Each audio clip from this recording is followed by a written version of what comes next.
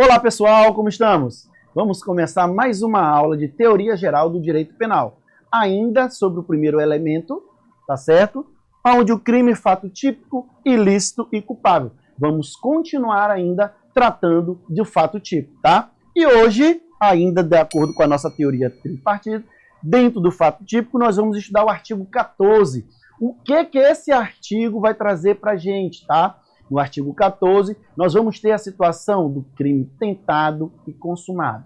Basicamente, nós vamos ver quando que é uma tentativa, quando que é o crime consumado, tá certo? Então, fique atento e vamos lá para mais uma aula. O que nos diz o artigo 14 do Código Penal? Diz-se o crime, inciso primeiro, consumado quando? Quando nele se reúne todos os elementos de sua definição legal. Aquilo que está tipificado lá dentro do artigo. Tudo aquilo que está escrito, descrito naquela conduta, como já estudamos nas aulas passadas lá no início do estudo sobre fato típico, tá? Quem ainda tiver alguma dúvida, por favor, revise a nossa aula, onde a gente iniciou o estudo sobre fato típico. E no inciso segundo ele fala o seguinte: crime é tentado quando, iniciada a execução, não se consuma por circunstâncias alheias à vontade do agente. Então, eu tenho o crime tentado e o crime consumado, tá certo? O que nós temos que observar, gente? Parágrafo único. Salvo disposição em contrário, pune-se a tentativa com pena correspondente ao crime consumado, diminuída de 1 a 2/3. O que isso quer dizer? O que nós temos que entender? Que no nosso direito penal brasileiro, nós não temos uma pena específica para quando o crime é tentado. Ah, professor, mas não entendi. Ou seja, lá quando formos estudar a parte especial do Código Penal, nós vamos estudar do artigo 121 para frente os crimes, aquelas condutas que estão descritas como crime. E lá vai ter, por exemplo, artigo 121, matar alguém, pena reclusão de 6 a 20 anos.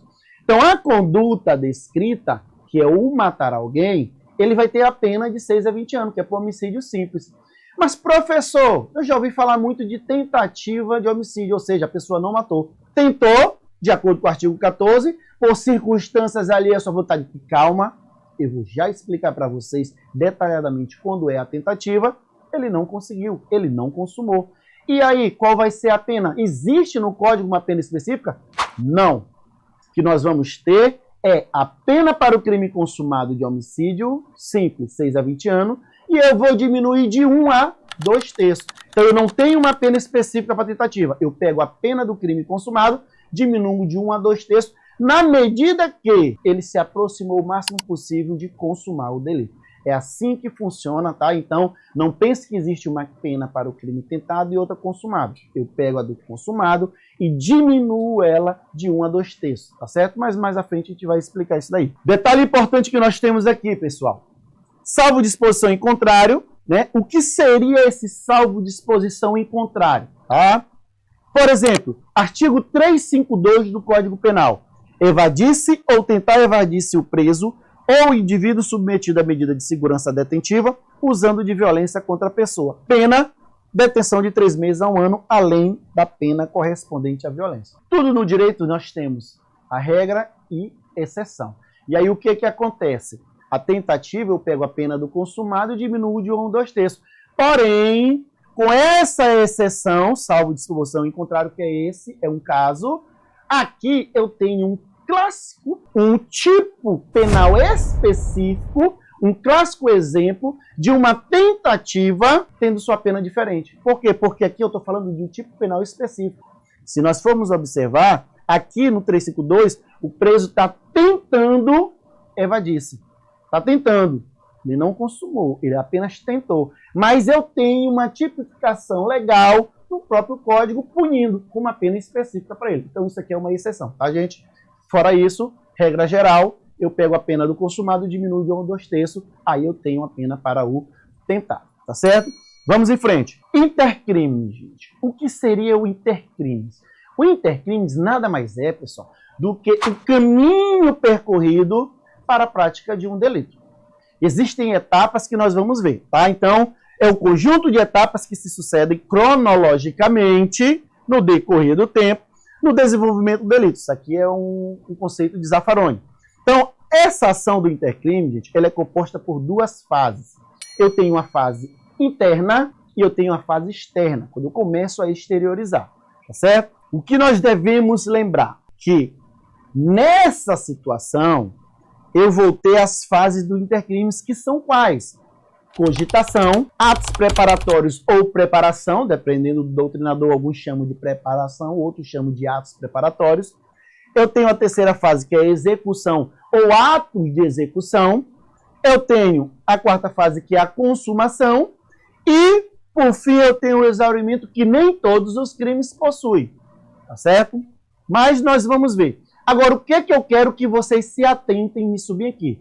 Quando eu olho as 5 fases, que eu tenho que entender quais são aquelas que são fase interna e quais aquelas que são fase externa. E, principalmente, o que eu tenho que entender é quais dessas eu já posso considerar para punição.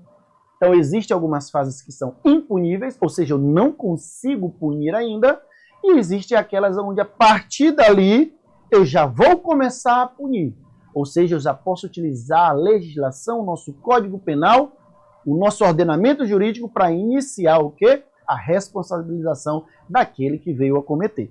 Então, gente, via de regra, o que acontece? Via de regra, a primeira fase e a segunda fase, elas não são puníveis. Via de regra, porque eu vou citar que nós temos raras exceções, tá? Mas a fase da cogitação e a fase dos atos preparatórios, eles não são puníveis via de regra. Já a partir da execução ou atos executórios da terceira fase, nós já podemos iniciar a responsabilização daquele que cometeu. Tá bom? Então, aqui na terceira fase, eu inicio a possibilidade de punição. Tá? E a consumação e exaurimento já é punível. Por que aqui na terceira fase eu inicio? Porque eu vou mostrar que aqui, gente, atente-se a isso, é muito importante essa terceira fase aqui. Atos de execução, atos executórios ou execução. É muito importante, porque bem aqui eu vou ter alguns institutos do direito penal que nós vamos estudar mais à frente. Então, por isso que eu trouxe essa aula de crime tentado consumado junto com intercrimes. Pois nós vamos estudar sobre desistência voluntária, arrependimento eficaz, arrependimento posterior e crime impossível. Então agora nós vamos começar o estudo de fase por fase, tá? Então eu vou iniciar na primeira fase, que é o quê? O exaurimento ou a cogitação, tá bom, gente? Então a cogitação. Cogitação é a fase do intercrimes que se passa na mente do agente. É a primeira fase, é quando eu estou idealizando, é quando eu estou pensando em cometer o delito, tá certo? Então essa é a primeira fase, tá? É o momento onde o autor ele vai definir a infração que ele vai cometer. É o momento que ele pensa no cometimento do delito. Então ele está aqui, ó, planejando, ele está aqui, ó, pensando. É uma fase o quê? Interna. E nessa fase interna eu posso punir, gente? O que você acha? Que nessa fase interna eu já posso punir? Como que eu vou punir aquilo que está na cabeça da pessoa, gente? É bem aí que a gente mata esse assunto. Se aquilo ainda está lá, por mais que seja algo que eu esteja pensando, algo muito grave. Ah, o professor Lucas Cardoso quer tirar a vida do Giuliano a todo custo. Na hora que eu olhar Giuliano hoje, eu vou tirar a vida dele. Leva o professor Lucas para a delegacia. Como? Por quê? Não, porque tu pensou em tirar a vida dele. Como, gente? Eu ainda não externei. Eu ainda não exteriorizei. Isso está na mente, na cogitação. Então, essa fase, ela não tem como ser responsabilizada. Então, vou só ilustrar um exemplo aqui. Gil do Vigor e Sara planejam sequestrar Juliette após ela ganhar um reality show e ficar milionária. Então, os dois se juntaram, pensaram, planejaram, cogitaram sequestrar uma conhecida, uma amiga, após ela ganhar um reality show para eles poderem ficar com o dinheiro que ela ganhou. Eu tenho como punir eles dois por isso, gente? Não, por quê? Porque ainda está na fase de cogitação. Tá certo? Então, por aí tudo bem, tudo coberto e alinhado, vamos para o segunda fase. Segunda fase, gente, preparação, tá? Então, aqui é preparação ou atos preparatórios, tá?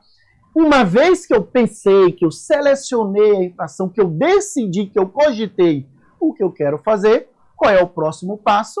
É eu justamente me equipar, é eu justamente procurar meios para que eu possa realizar aquilo que eu queria, aquilo que eu planejei, aquilo que eu cogitei. Então, nessa fase, eu seleciono a infração e eu vou iniciar a preparação, tá? Para que eu obtenha êxito naquela minha empreitada criminosa. Então, eu vou selecionar os meios aptos para que eu possa estar chegando a concluir ao resultado por mim pretendido, tá certo? Então, aproveitando aquele mesmo exemplo, eu vou dizer que Gil e Sara planejavam sequestrar Juliette após ela ganhar o reality show, tá certo? Então, estava na mera cogitação.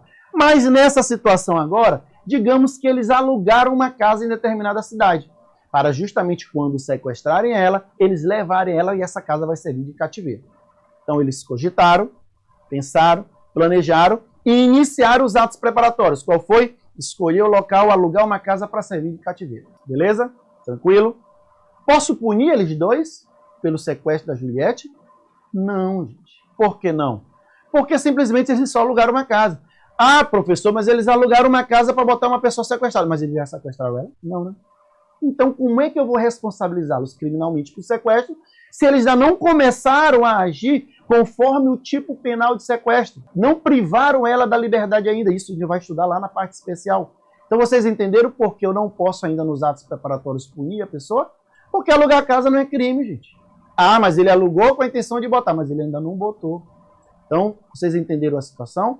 Então, nessa segunda fase também, nós não podemos ainda punir, tá certo? E aí eu vou falar só um detalhe que nós temos aqui nessa questão, tá? Como eu falei, algumas coisas possuem exceção. E a exceção aqui, especificamente, nós temos o artigo 288, que é o crime de quadrilha ou banda, que hoje é o crime de associação criminosa, onde ele fala que a reunião de pessoas com o intuito de praticar determinados delitos, só essa reunião em si, ela já configura o crime de associação criminosa. Então aqui é um tipo clássico do que seria uma segunda fase, mas que ela pode ser punida, desde que fique caracterizado que aquela reunião, ela possui os elementos do 288 da associação criminosa, tá certo? Então não precisou eles terem cometido o delito em si, mas eles estão numa reunião, é reiterado, e aí tem-se elementos do fato típico, que é da associação criminosa, eles já respondem pelo crime porque está tipificado dessa forma. Tranquilo? Vamos à frente para a terceira fase. Na terceira fase aqui, gente, nós vamos ter a execução ou atos executórios. Preste bastante atenção porque essa fase é uma das mais importantes, porque aqui nós temos o desdobramento de muitas outras coisas que pode acontecer. Fica comigo aí que eu vou já lhe explicar, tá? Aqui, gente, a gente inicia a execução do crime. A agressão ao bem jurídico é o momento onde a pessoa já inicia mesmo a praticar aquilo que está descrito na conduta no tipo penal. Aquilo lá do artigozinho. Ah, no 121 matar alguém. É o momento que ele inicia algo para conseguir tirar a vida de alguém. Furtar, subtrair para si ou para outra coisa alheia móvel. É o momento em que ele consegue, né, que ele começa a fazer, a agir no sentido de subtrair essa coisa, tá? Aqui, o agente começa a realizar a conduta descrita no tipo. Exemplo, vou dar um exemplo para vocês. Os assaltantes que armados entram no banco e apontando para os funcionários anunciam o assalto. Ou uma pessoa com uma faca que aborda uma vítima e a leva para o matagal com o intuito de estuprar. Então, nesse momento aqui, é o momento que a pessoa já iniciou a execução para ele consumar o delito. Então, a partir do momento que ele bota uma faca numa pessoa, arrasta ela, por exemplo, para um matagal, no intuito de violentá-la sexualmente, que é o crime de estupro, ele já iniciou a execução. Ele já iniciou aquela violência para poder justamente ter a questão, né, do favorecimento sexual ali mediante violência ou grave ameaça, que é do crime de estupro. Eles entraram no banco armados, anunciaram o assalto. Então, eles iniciaram a execução do assalto. Então, aqui, atos preparatórios. Eu iniciei aquilo que o tipo penal prevê para o cometimento do delito, tá? Agora, quando saber quando terminou os atos preparatórios e iniciou a execução, gente? Como que eu sei quando que saiu da segunda fase para a terceira fase, tá? Com a prática do primeiro ato idôneo e inequívoco que pode levar à consumação. É bem aqui que quando eu realizo o primeiro ato que pode consumar o delito. Então, nessa situação, por exemplo, efetuar um disparo de arma de fogo contra a vítima. Vamos lá. Primeiro momento, cogitação. Eu quero tirar a vida de Giuliano. Pronto, botei na cabeça que eu quero tirar a vida de Giuliano. E aí, o que eu vou? Segunda fase, atos preparatórios. O que eu vou fazer? Vou adquirir uma arma. Comprar uma arma para eu poder atirar nele. Quero tirar a vida dele através de uma arma. Já posso ser punido porque eu comprei uma arma? Não. Se eu for pego, talvez eu responda se eu não tiver porte ilegal de arma. Mas para o crime de homicídio, eu não posso ser responsabilizado. Beleza? Tranquilo. Vou para a terceira fase. Aí lá na terceira fase, execução. Aqui eu inicio. Como eu sei que eu saí da preparação para execução? No momento que eu dou o disparo. Dei o disparo. Pronto. Com o disparo eu não posso tirar a vida dele? Posso. Então eu iniciei a execução que pode me levar à consumação. Então isso aqui são os atos preparatórios, tá? Agora, o simples fato de eu apontar a arma não é execução. Tome cuidado. Eu só apontei a arma. Se eu só apontei, eu posso tirar a vida dele só apontando? Não posso, gente. Porque se eu ficar o dia todo, 2 dias, 3 dias só apontando, eu não vou tirar a vida dele. Então, o simples ato de apontar, a doutrina entende que não é execução. Ainda estamos na preparação. Tranquilo? Não errem isso daí, tá? Então, gente, a partir desse momento, eu tenho 3 coisas que podem acontecer. A partir do momento que eu comprei a arma, que eu disparei, estou na fase de elementos de atos de execução ou de atos executórios, tá? Então, a partir do momento que eu disparei a arma, 3 coisas podem acontecer, que são elas. Primeira das coisas, o agente consumar a infração, tá certo? Então, o agente consumou a infração, dei o tiro pegou, ele perdeu a vida, crime consumado. Morreu o assunto, não tem mais o que se falar. Mas pode ser ainda que aconteça a segunda situação, tá? Lembrando que se eu atirei na terceira fase, acertei ele e morreu, eu fui para a quarta fase, que é de consumação. Morreu o assunto, acabou. Mas pode ser que, em virtude das circunstâncias alheias à sua vontade, a infração não chega a ser consumada, restando, portanto, tentada ou tentativa. Aí volta para o início da aula, o que lemos no artigo 14, tentativa. Circunstâncias alheias à minha vontade. O que foi isso? Eu fui lá, cogitei matar, comprei a arma, atirei, disparei, pronto. Agora é só esperar. O que aconteceu? Eu errei o tiro. Consumei? Não, se eu errei o tiro, não consumei.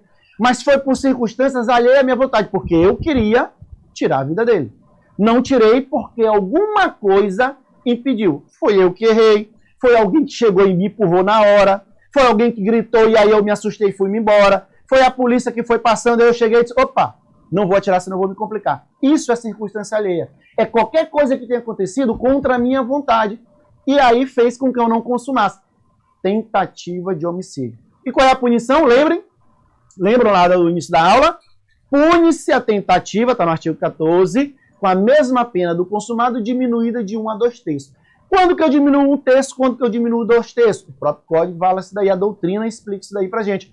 Quanto mais próximo a pessoa se aproximou ele ficou de consumar, né? Quanto mais próximo ele ficou de tirar a vida da pessoa, eu vou diminuir menos. Se mais distante ele ficou, eu diminuo mais. É como se fosse um bônus para a pessoa que cometeu dele, tá certo? Então vamos lá, eu atirei e não acertei. Diminuo aí 2 terços, vou diminuir mais. Eu atirei, acertei na perna, mas ele foi socorrido para o hospital e não faleceu. Não faleceu, circunstância alheia à minha vontade. Tentativa de homicídio, mas diminui só 1 terço, por quê? Porque quase ele morre. Ele foi para o hospital. Tranquilo? E por último, o agente desiste voluntariamente e responde pelos atos já praticados, tá, gente? Esse terceiro item, nós estamos falando já de outros artigos que nós vamos ver na próxima aula, tá certo? Então, essa primeira aula, a parte inicial aí que nós tínhamos do intercrimes, tá certo? Mas esses artigos aí relacionados, que é um desdobramento da terceira fase, nós vamos falar na próxima aula sobre desistência voluntária, sobre arrependimento eficaz, posterior e crime impossível. Aqui eu vou passar para a quarta fase, tá certo? Mas nós vamos voltar ainda nesse desdobramento da terceira fase, tá certo? Então, a quarta fase, gente, é justamente a consumação. Esgotou. Eu não preciso fazer mais nada Por quê? Porque o delito já foi consumado. Então eu atirei, acertei nele, ele perdeu a vida, crime consumado, fiz tudo aquilo que o tipo penal diz. Matar alguém, matou. Então, morreu o assunto, quarta fase. E, por último, nós temos a questão do exaurimento, que é uma fase somente para alguns delitos, tá? Previsto somente algum tipo de delito, fase que se situa após a consumação, aonde esgota ele por completo, tá certo? Então, isso aqui é o exaurimento. Dependendo da situação, o exaurimento, porque assim, ele não vai mudar, o crime já está consumado, não vai mudar nada disso, tá certo? Então, como não muda nada, dependendo da situação, o exaurimento pode até mesmo ser um outro crime. Por exemplo, o homicídio com a ocultação do cadáver. Já matou, a pessoa pega e vai esconder o cadáver. Esse ato de esconder, ele em si ainda gera um outro delito, tá certo? Que é a ocultação de cadáver, tá bom? Um detalhe sobre o intercrimes que nós temos que ter em mente, não esqueçam disso. Só existe intercrimes em crimes dolosos? Só existe intercrimes em crimes dolosos? Sim ou não, gente? Tá?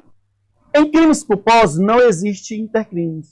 Por que, mas professor, por que não existe intercrimes em crime culposo? Gente? Por quê? Porque simplesmente o que a gente tem que ter em mente? Eu estou agindo com dolo. Isso é uma outra aula a respeito de dolo e culpa. A gente só comete o crime quando age com dolo, com intenção, querendo. Com exceção, e desde que previsto em lei, eu tenho a questão dos crimes culposos. Agora, presta atenção comigo, raciocina comigo. Se eu não tive a intenção, que é o crime culposo, como é que eu vou ter as fases do intercrime, gente? Porque a primeira fase é o quê? Cogitação. É eu pensar em fazer. Se eu não tive a intenção, se eu não queria, como é que eu vou pensar em cometer o delito? Então, por isso que eu não tenho intercrimes e crime culposo. Porque no crime culposo eu não tenho a intenção. Eu respondo pelo crime culposo por negligência, imperícia ou imprudência. Mas eu não tinha intenção, eu não queria. Se eu não queria, não tem como eu ter as fases da cogitação, da preparação, execução e da consumação. Tá certo? Espero que tenha ficado claro para vocês do porquê não existir o intercrime. Tá certo? Pessoal, então o que eu vou pedir para vocês? Terminada essa aula, aproveita e inscrevam-se aqui no nosso canal, Direito Coberto e Alinhado, para mais conteúdos, para produzirmos mais conteúdos, tá? Aproveite para nos seguir também no Instagram, @professor.lucascardoso, onde a gente está postando material ali diariamente e vamos fortalecer para que cada vez mais nós possamos ali estar produzindo material para os senhores. Inclusive, no Instagram, vocês podem estar conversando comigo, manda um direct, professor, faça um vídeo sobre isso, faça um vídeo sobre tal assunto, que nós vamos atender aí todos na medida do possível. Tá certo, pessoal? Então, grande abraço e até a próxima aula.